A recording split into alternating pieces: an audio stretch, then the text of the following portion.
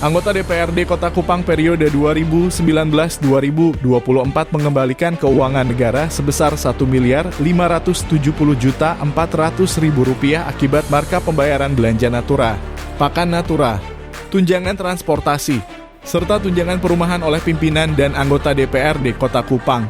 Asisten Intelijen Kejati NTT Bambang Dwi Murcolono menyerahkan dana tersebut kepada pemerintah Kota Kupang melalui Inspektorat Kota Kupang. Penyerahan dilakukan kepada Mattheus Benedictus Lalekraja, staf ahli bidang pemerintahan, hukum, dan politik Kota Kupang, dengan disaksikan oleh jajaran pejabat kejaksaan serta pemerintah daerah. Dijelaskan bahwa pengembalian dana dilakukan secara bertahap oleh pimpinan dan anggota DPRD Kota Kupang. Dimulai dari tahap pertama pada 18 Juli 2024 sebesar Rp670,5 juta.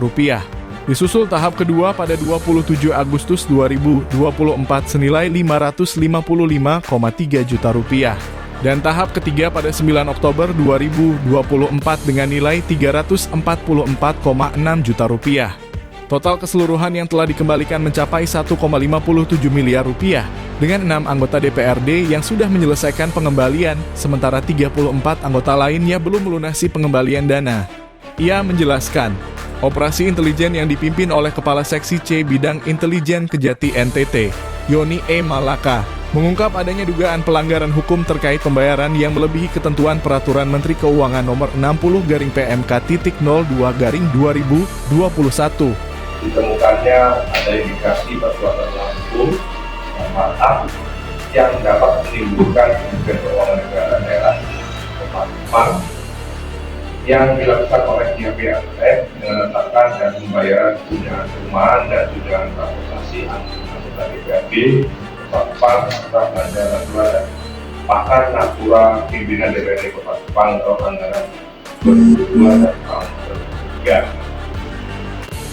Indikasi tersebut yaitu dengan keuangan negara daerah yang ditimbulkan kurang lebih sebesar Rp6.852.000.000 dan telah dipotong pajak sisanya sehingga Rp5.824.200.000.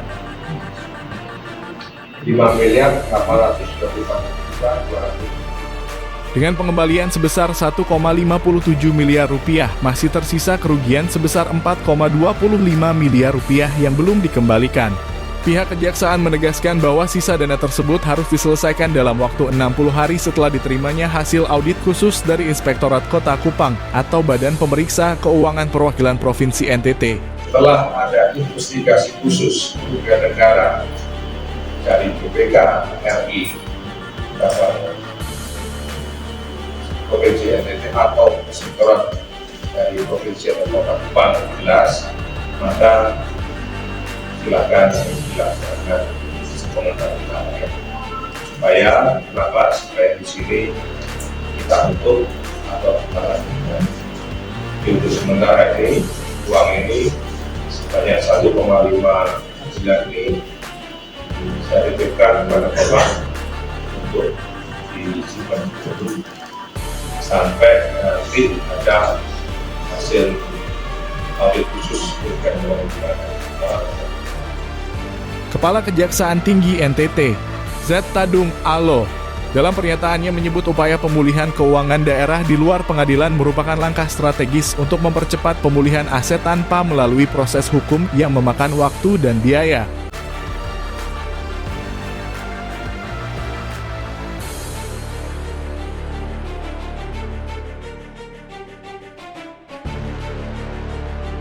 Kejati NTT berkomitmen untuk terus mengoptimalkan peran intelijen dalam menjaga akuntabilitas dan transparansi pengelolaan keuangan daerah demi terwujudnya pemerintahan yang bersih dan bebas dari korupsi di Nusa Tenggara Timur.